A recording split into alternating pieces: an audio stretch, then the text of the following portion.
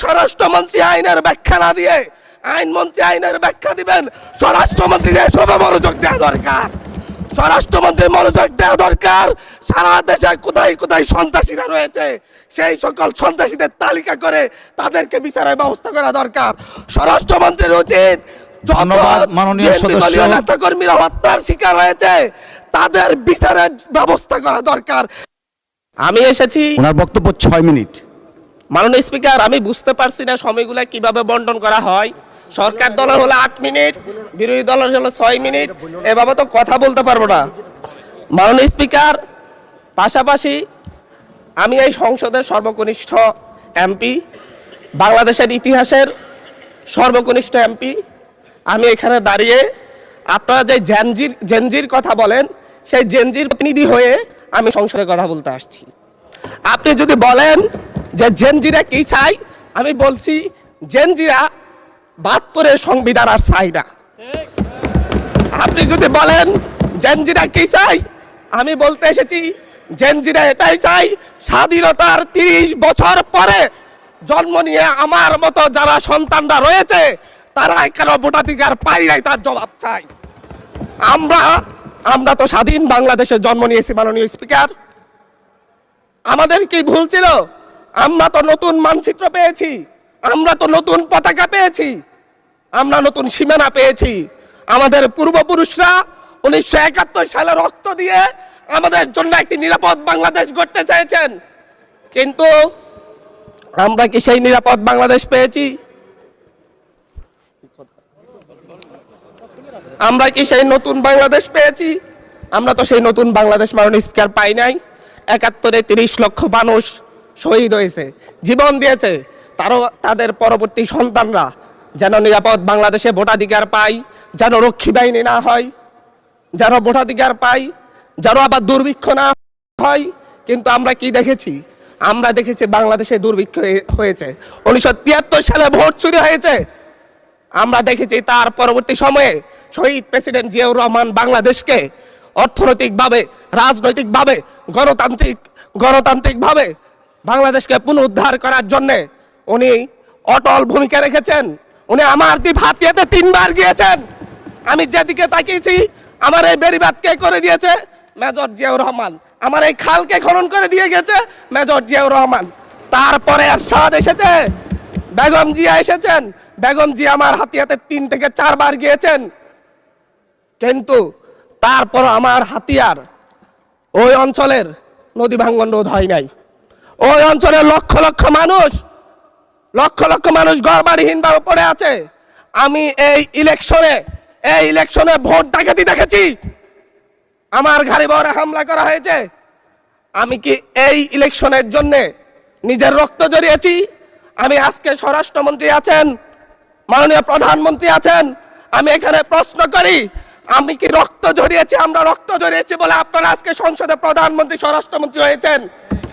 রক্ত ঝরার পরে, রক্ত জড়িয়ে গুলিবিদ্ধ হয়ে 3 দিনের মাথায় গুলিবিদ্ধ হয়ে, দয়া করে থামুন মাননীয় সংসদ সদস্য, আপনার বক্তব্য অব্যাহত রাখুন। 144 ধারার মধ্যে আবার নিজে গুলিবিদ্ধ পা নিয়ে বের হয়ে গিয়ে সংবাদ সম্মেলন করে বলেছি আবার রাস্তায় নামুন, হাসিনা পতন হতে হবে। আমরা বলেছি নতুন বাংলাদেশ দিব। আমরা নতুন বাংলাদেশ আবার প্রতারণার রাজনীতি দেখতে চাই না, প্রবঞ্চনার রাজনীতি দেখতে চাই না। যেই গণভোটের পক্ষে আমাদের মাননীয় প্রধানমন্ত্রী প্রচারণা চালিয়েছেন, যে আদেশের পক্ষে মাননীয় সরকার দলীয় সংসদ সদস্যরা প্রচারণা চালিয়েছেন, আজকে এখানে সেই কেন এটা নিয়ে আবার দীর্ঘ আলোচনা হতে হবে।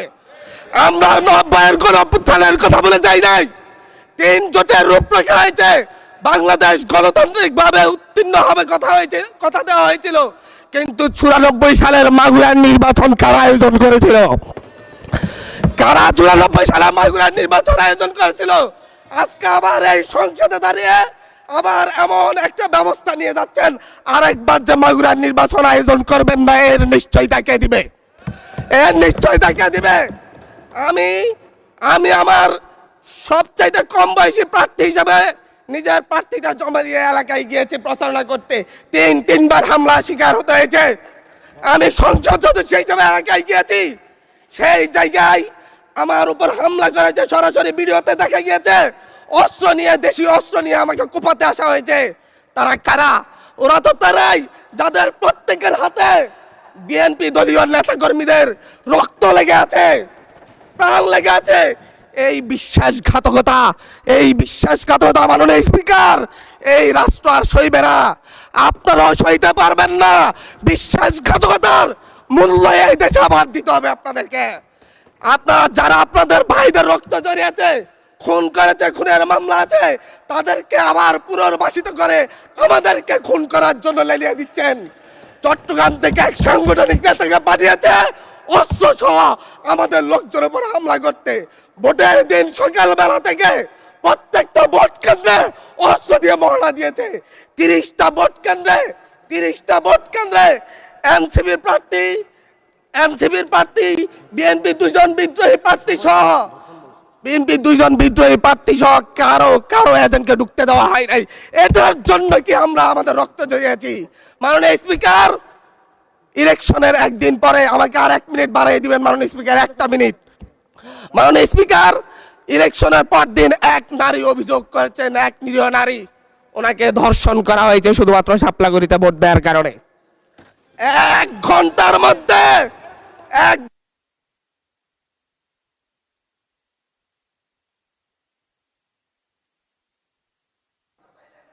ধন্যবাদ মাননীয় সংসদ।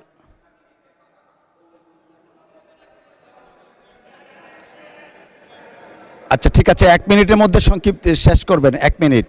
মাননীয় স্পিকার, একজন ভুক্তভোগী নারী অভিযোগ করেছে ওনাকে ধর্ষণ করা হয়েছে শাপলাগড়িতে ভোট দেওয়ার কারণে। সার্কেল এসপি 1 ঘন্টার মধ্যে বলেছে এই ধরনের কোনো ঘটনা ঘটে নাই। আজকে 42 দিন পার হয়েছে, এখনো ডিএনএ রিপোর্ট আসে নাই। মামলা নিতে 3 দিন দেরি হয়েছে। সিভিল সার্জন অফিস তদন্ত কমিটি করে দিয়েছে, তদন্ত কমিটির রিপোর্ট জমা দিয়েছে। ভুক্তভোগী নারী জানে না তার তদন্ত রিপোর্ট কি এসেছে। এই ভয়াবহ পরিবেশ, স্বরাষ্ট্রমন্ত্রী আইনের ব্যাখ্যা না দিয়ে আইনমন্ত্রী আইনের ব্যাখ্যা দিবেন, স্বরাষ্ট্রমন্ত্রীর এসবে মনোযোগ দেওয়া দরকার। স্বরাষ্ট্রমন্ত্রীর মনোযোগ দেওয়া দরকার। সারা দেশে কোথায় কোথায় সন্ত্রাসীরা রয়েছে সেই সকল সন্ত্রাসীদের তালিকা করে তাদেরকে বিচারের ব্যবস্থা করা দরকার।